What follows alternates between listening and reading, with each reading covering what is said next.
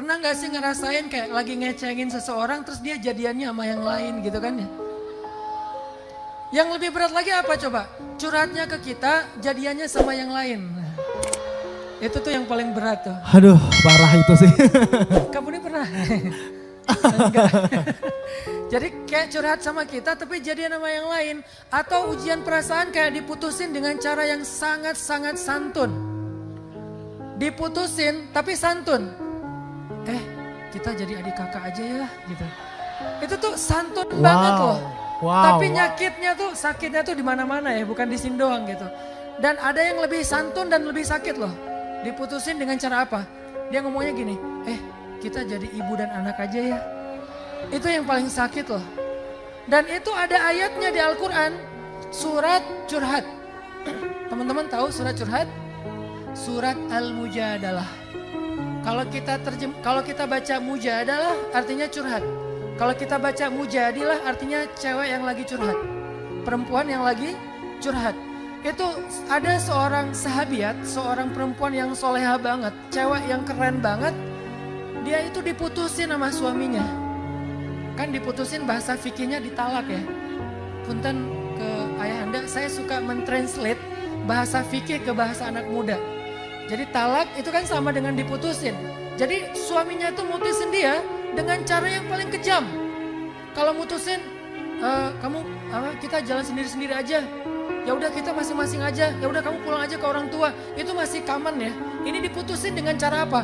Kamu buat saya udah kayak ibu saya sendiri. Jadi kita tuh jadi ibu dan anak.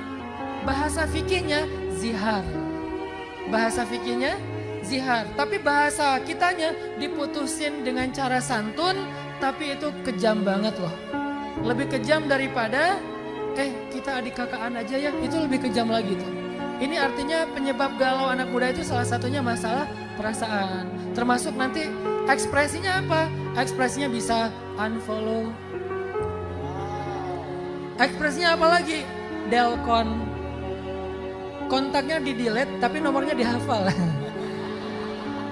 Jadi masih bisa telepon gitu. Ekspresi yang lainnya apa? Kayak di blog gitu kan. Pernah di blog? Yang pernah di blog angkat tangan dulu nih. Wah, Masya Allah. Yang pernah ngeblok, angkat tangan dulu. Wah, lebih rame. Wah, di blog siapa sih teman-teman? Paling cek tinggi badan kan? Atau apa, hah? Cek tinggi badan. Saya tuh paling sebel ya, kalau lagi posting, tiba-tiba ada yang kayak iklan gitu kan. Tinggi badan Anda kurang, ini nyindir atau komen ya sebetulnya. Dan yang lebih sebel lagi tuh kalau dia jualan pemutih. Saya habis posting gitu kan. Anda ingin wajah Anda lebih cerah, maksud lo wajah saya terlalu doff ya. Jadi kayak lagi jualan atau lagi nyindir sih sebetulnya. Ini sebel banget, mau di blok. Kasihan orang jualan kan menghalangi rezeki orang kan.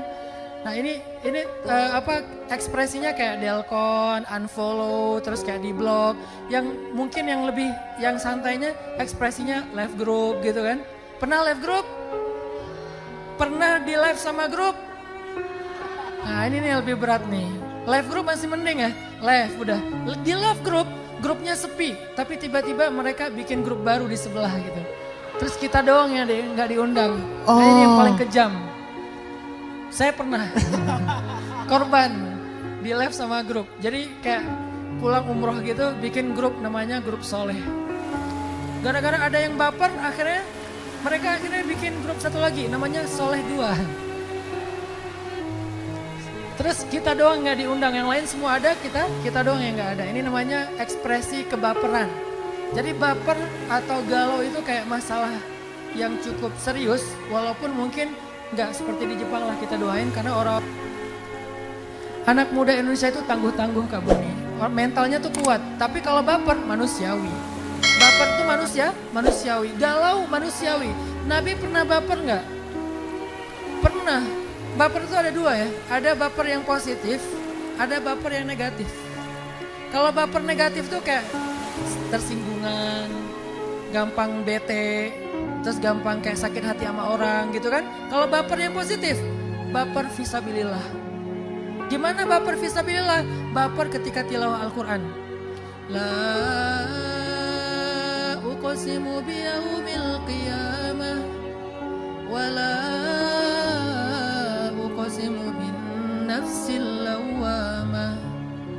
Umar baca ayat itu gemetar kakinya, baper, bawa perasaan.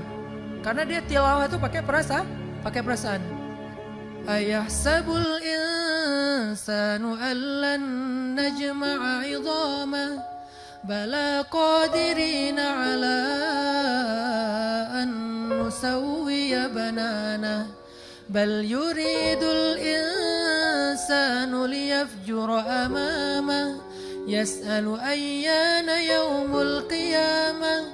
Begitu baca ayat berikutnya, fa idza bariqal basar wa khasafal qamar wa jumi'a asy-syamsu wal qamar yaqulul insanu yawma idzin ainal mafar. Manusia pada hari itu bertanya, kemana tempat berlari? Kalla la wazar, gak ada tempat berlari. Langsung Umar tersungkur, tersujud, nangis sepanjang malam, gak bisa ngelanjutin ayat. Ini namanya baper yang ibadah. Jadi gak semua baper itu negatif. Ada orang yang bawa perasaannya pas tilawah Al-Quran. Saya pernah tuh, suatu hari Kak Buni, teman-teman lagi nyetir sama teman saya namanya Pak Hidayat. Kenal Kak Buni pasti. Ini orang soleh banget. Dia supir angkot, tapi dia soleh banget. Pernah di Arab Saudi jadi TKI, makanya dari itu dia ngerti Arab gitu, ngerti bahasa Arab. Pas saya lagi nyetir bareng sama dia yang nyetir, bukan saya yang nyetir sih, dia yang nyetir gitu ya. Terus karena kita di tol gitu boring, nggak ngapa-ngapain, dia bilang, Ustadz tilawah dong biar saya dengerin gitu. Ya udah saya tilawah. Tabarakalladzi biyadihil mulk wa huwa ala kulli syai'in qadir. Saya baru baca 2 ayat, dia sambil nyetir itu udah terisak-isak nangis loh. Ini nih namanya baper. Bapernya Allah suka banget. Bahkan orang yang baper, yang dalam makna positif, itu termasuk 1 di antara 7 golongan yang dapat naungan Allah di padang mahsyar. Yauma la dhilla illa dhilluh. Hari ketika tidak ada naungan kecuali naungan Allah. Siapa? Orang yang mengingat Allah dalam kesendirian, lalu berlinanglah air matanya karena takut kepada Allah. Ini namanya orang yang zikir tapi baper. Bahkan dapat golden ticket, dapat tiket gratis untuk bisa menikmati AC di padang mahsyar yang gak ada ruangan ber-AC kecuali dengan naungan Allah Subhanahu wa taala.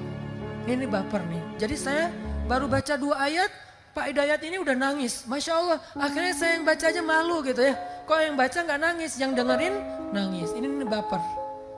Terus ada lagi, saya lagi ngimamin sholat tarawih apa 10 malam terakhir kayak qiyam gitu kan. Biasa kita di Pemuda Hijrah Bandung tuh, ayahanda dan teman-teman, kita 10 malam terakhir itu bikin itikaf anak muda di masjid markasnya Pemuda Hijrah. Karena emang Pemuda Hijrah ini ayahanda udah 4 tahun kita bentuk. Dakwah kita itu bukan bikin pesantren teman-teman. Karena saya sadar saya bukan seorang kiai, saya juga bukan seorang habib, saya juga bukan seorang ulama besar. Jadi saya merasa kayak belum layak lah bikin pesantren. Kita nggak bikin pesantren. Lagi pula kalau mau mengedukasi anak muda se-Indonesia yang jumlahnya lebih banyak daripada 100 juta. Karena kan Indonesia 2020 itu bakal jadi bonus demografi ya. Dengan 60% lebih penduduknya adalah anak muda. Berarti kalau penduduk Indonesia itu ada 200-an juta, lebih dari 100 juta Indonesia itu adalah anak muda. Gak mungkin saya bikin pesantren, santrinya 100 juta. Gak mungkin. Kenapa? Gak ada pesantren 100 juta santrinya. Yang paling banyak juga di beberapa daerah kayak 10 ribu, 20 ribu. Kenapa? Karena emang pesantren ini tempat kaderisasi ulama. Tapi untuk masyarakat umum kayaknya butuh sesuatu yang lain selain pesantren. Pesantren itu udah keren banget. Tapi dia adalah kaderisasi ulama. Akhirnya saya dengan teman-teman ketika bikin Pemuda Hijrah, kita nggak bikin pesantren. Tapi kita menyebarkan pesan lewat tren. Makanya namanya pesan_tren. Bukan pesantren. Tepuk tangan dulu dong. Alhamdulillah ya. Nah pas malam 10 terakhir kita bikin tren dulu tuh. ada tren yang kita bikin di Indonesia namanya tren hijrah. Alhamdulillah 4 tahun tren ini berjalan masif banget, di mana-mana anak muda jadi senang dengan taklim, nongkrong, kayak ke masjid kayak gitu. Kita menyebutnya bukan itikaf, kita nyebutnya nongkrong di masjid. Bahasa anak mudanya nongkrong, karena itikaf itu kan berdiam diri ya. Jadi kalau bahasa anak muda berdiam diri itu nongkrong. Jadi kita nyebutnya nongkrong di masjid. Ngapain? Bisa tilawah, ngapain lagi? Bisa ngaji, bisa sholat, bisa taklim. Bahkan ngelamun juga nggak masalah. Diam aja di masjid berpahala. Yang penting jangan ngelamunin mantan aja. Jadi kayak nongkrong doang di masjid itu berpahala. Makanya kita bikin tren hijrah. Udah beres tren hijrah, kita bikin lagi tren tilawah. Gimana caranya? Anak muda itu tilawah bukan wajib. Tilawah itu bukan program. Tilawah itu bukan apa ya? Bukan perintah. Tilawah itu adalah tren. Dari tren nanti jadi